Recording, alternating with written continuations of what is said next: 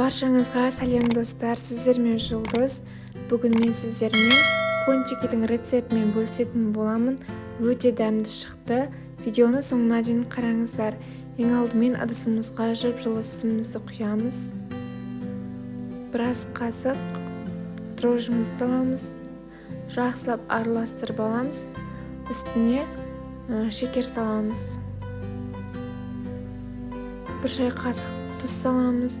Және де бір жұмыртқамызды салып, жақсылап араластырамыз.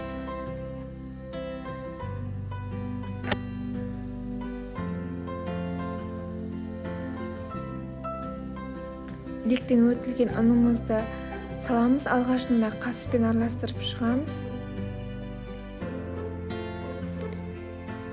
Сосын жұмсартылған бөлме температурасындағы майымызды салып, жақсылап ерітіп, араластырып аламыз.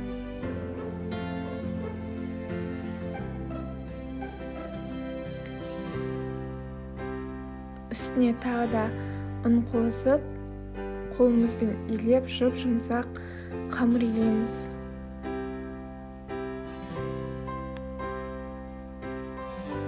Ұнды көп қосудың қажет жоқ, қамырымыз өте жұмсақ болып шығуы қажет. Сосын қамырымызды алып 5-7 минуттай тағы да осылай илеп шығамыз. Болған соң табағымызға салып, бетін пленкамен жауып, жылы жерге 1 сағатқа қойып қоямыз. Қамырымыз осылай көтеріліп, жұмсақ болып шықты.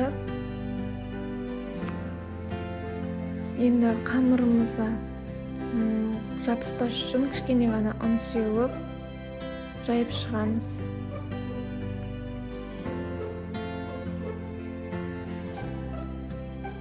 Қалыңдығы 5-7 сантиметрдей болуы қажет.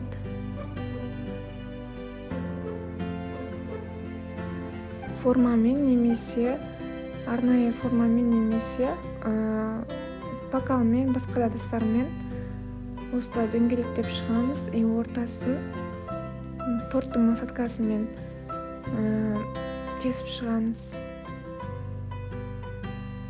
Ыдысымыздың астына пергамент қағазын төсеп, пончиктерімізді қойып, 15 минутқа бетін жауып, 15 минуттан кейін қызып тұрған пешімізге салып пісіріп аламыз. Қалған қамырларды да дәл солай жасаймыз. Енді шоколад дайындаймыз. Мен Қазақстан шоколадын қолдандым. Қызып тұрған пешке жаңағы шоколадымызды салып, үстіне сливки құйдым. Осылай жақсылап жай отта қайнатып аламыз. Үстіне кішкене ғана сары май салдым. Осындай қою болғанша жақсылап араластырдым. Қатты қою болмау керек. Сосын осындай пончиктеріміз жұмсақ, әдемі болып шықты. Осылай батырып, кішкене ғана қойып шығамыз.